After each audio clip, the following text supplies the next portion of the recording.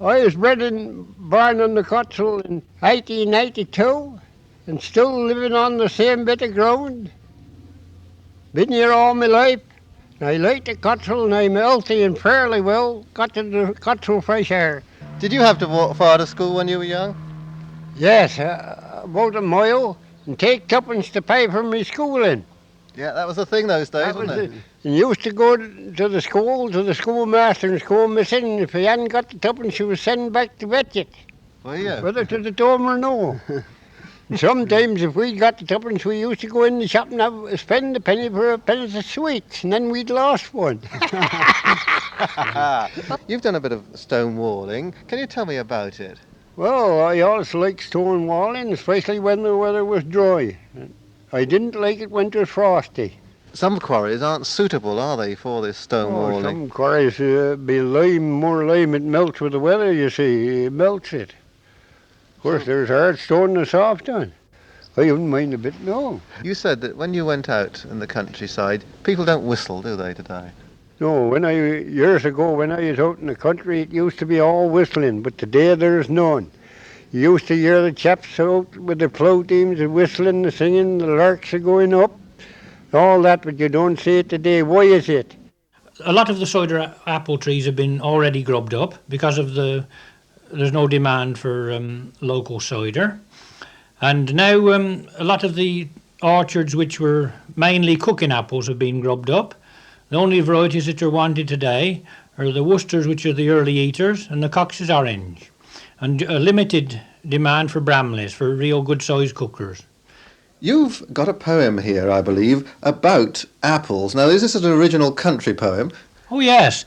Michaelmas and a little afore, half the apples throwed away of the core. But Christmas and a little bit after, if it's as sour as a crab, it's thank you, master.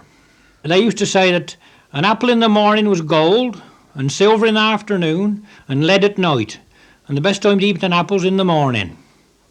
And another thing about apples, they used to talk about apples till apples comes again, which are keeping apples, some that'll keep till June.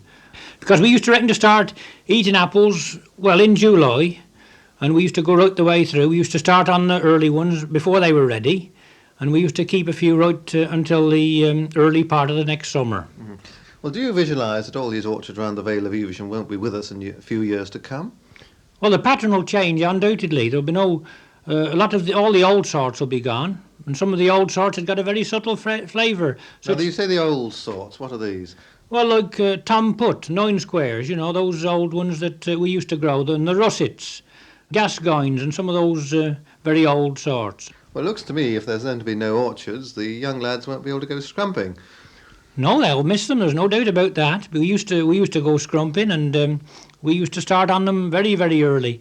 As you know, apple christening day is on the 15th of July, and we used to reckon to start a little bit before then sometimes, on the Beauty of Bath. Those were the earliest ones.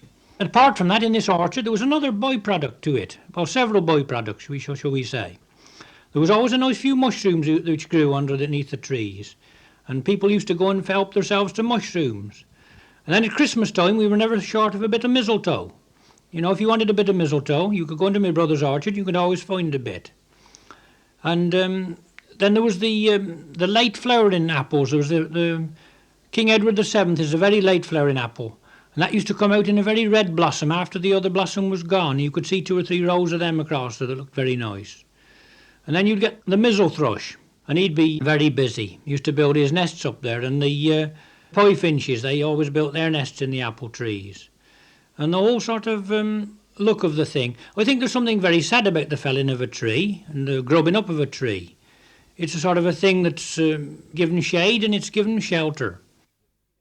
There's an old shepherd that has got about 900 odd sheep, as he calls, up on the Cotswolds, and I often go and visit him, and he tells me lovely stories. And this happened to him one day. Now, he was dagging his sheep. Now, country people will know what sheep dagging is. You clip off all the old wool and muck before shearing. He got these sheep up near the Rollright Stones. And he was busy getting along with his old hand shears, you know, clipping away one spring morning. And he noticed that a car had drawn up, and out of this car got two men and two women, and they were walking round the roll-right stones having a look at them.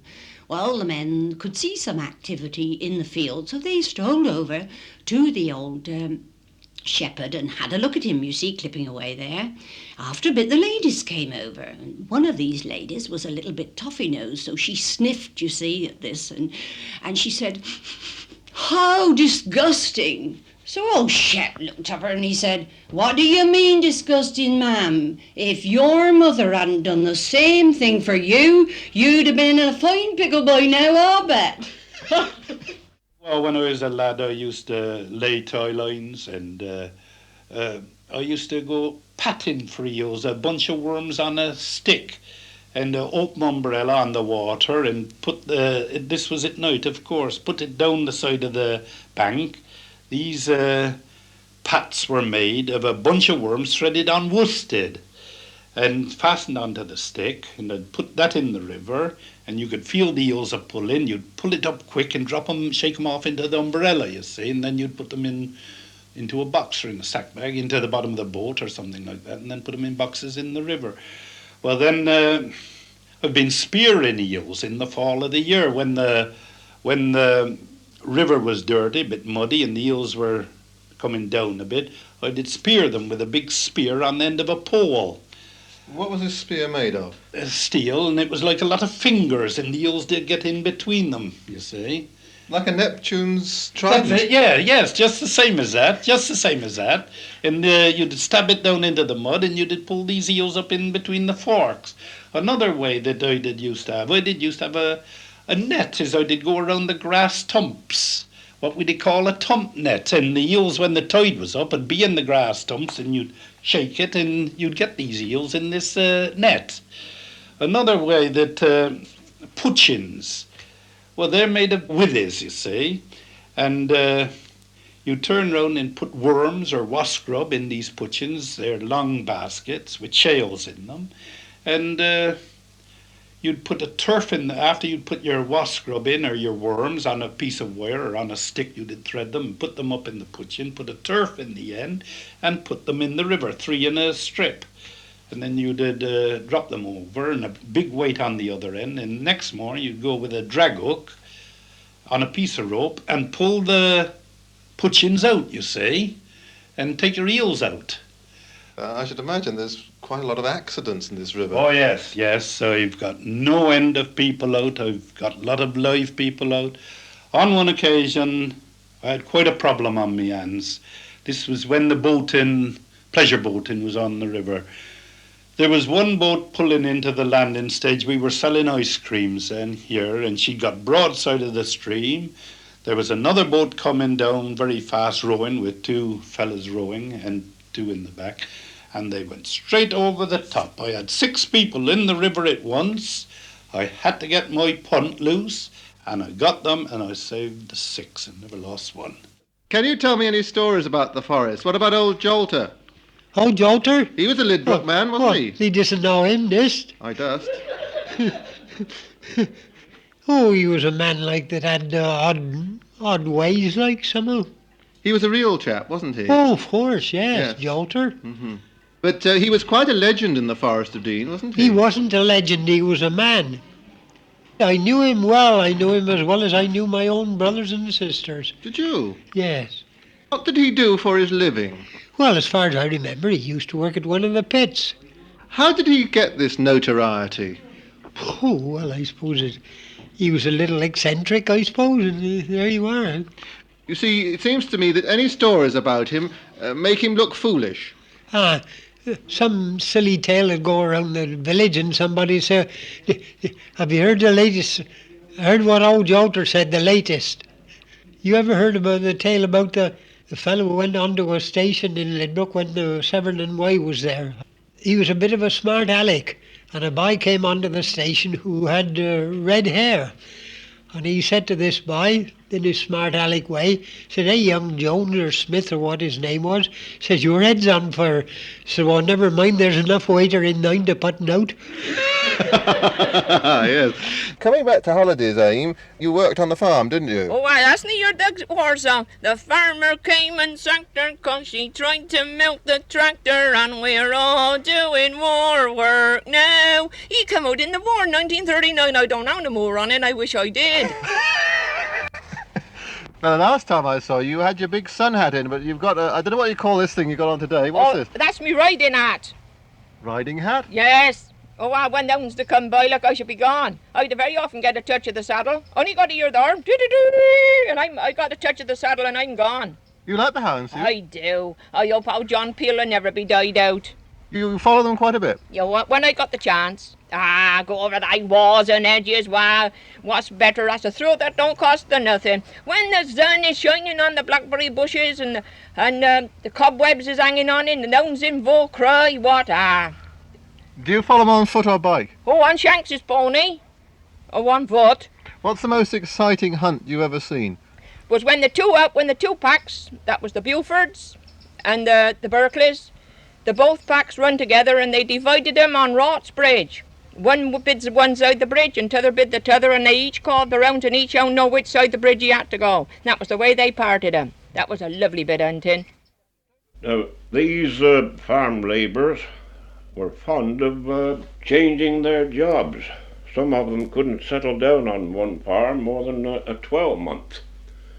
And that's how the old-fashioned mop fares.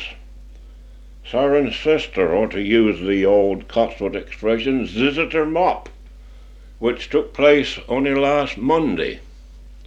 But last Monday's affair was just a vestige of the mops which my brother and I remember, beginning of the century.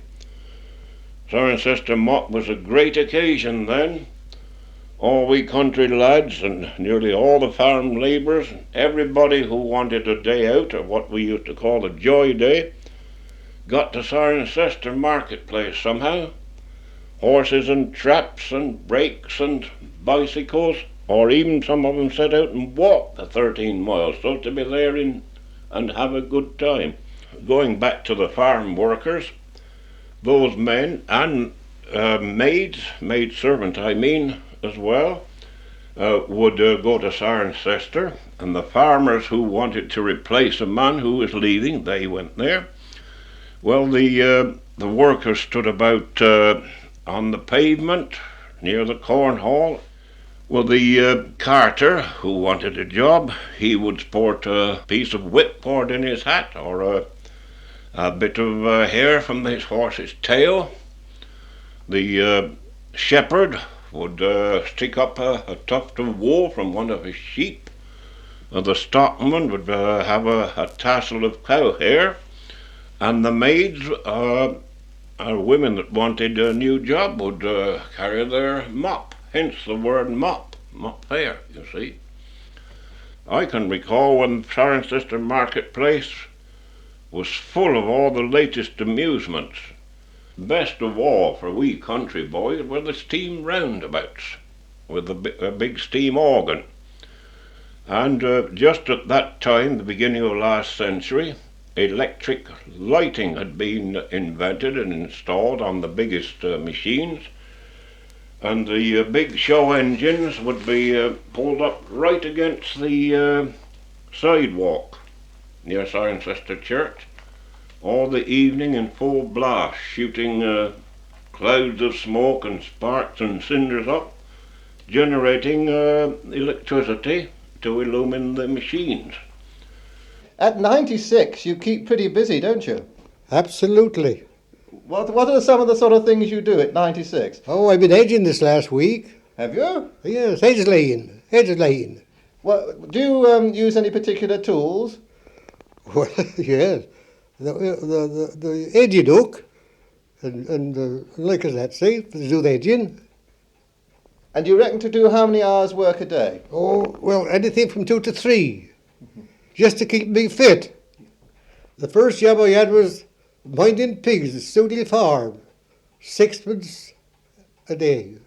That was the first job. The truth. And then a few years' time, I entered the post office. I had to walk 12 miles for 8 shillings. Where was your round? Stanway. And how long were you a postman? Well, on average about 40 or 45 years. That's quite a time. Yeah. And apart from walking, I believed at one stage you used a horse to get about. Yes, yes. Used to go up Cleve Hill, Landy Hill, and I was at the age of 70 then, turned 70 Really? that time. They were short in the post office, and I volunteered to do the round. I was over 70. That was in the wartime, was it? Yes, Yes, that's right, that's yes. it. But they couldn't get nobody, you see. Yeah.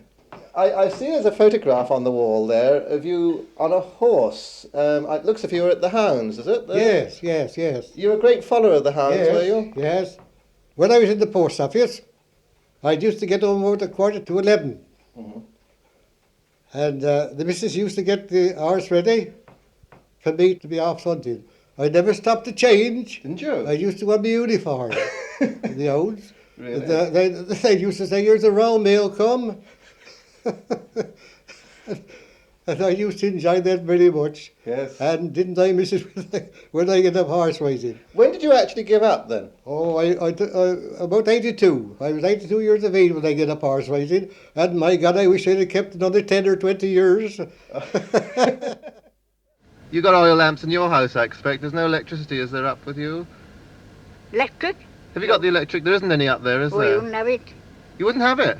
I told Mr. Clay no, I wouldn't have it. I'd have a candle on. If I blow the candle out, there'd be no fear. You have candles, do you? Blow it out and then there'll be nothing that'll go afire if the light's out. But I'd be frightened to death of the electric. I don't like it. Do you have a wireless at all? No, I got other musics. What do you got? I play music all right. I don't like the wireless. What music do you like then? Melodian. You play it, do you? Yes, play it. You like I that? learnt by note. Do you? My brother wrote it on a piece of paper and I learnt off it. Yeah, melodian or a piano accordion. My brother left me a piano accordion. I can play that all right. Well, sir, look here. I've told a good many. God Almighty made music, didn't he? It was all made, wasn't it? Before the wireless. Wireless is only a tendency. It's nothing in it. If anybody can learn music, I got all my cousins learnt music on the piano. My cousins, Lizzie and Lottie and Gladys, they learnt music. They had a governess to learn them years ago.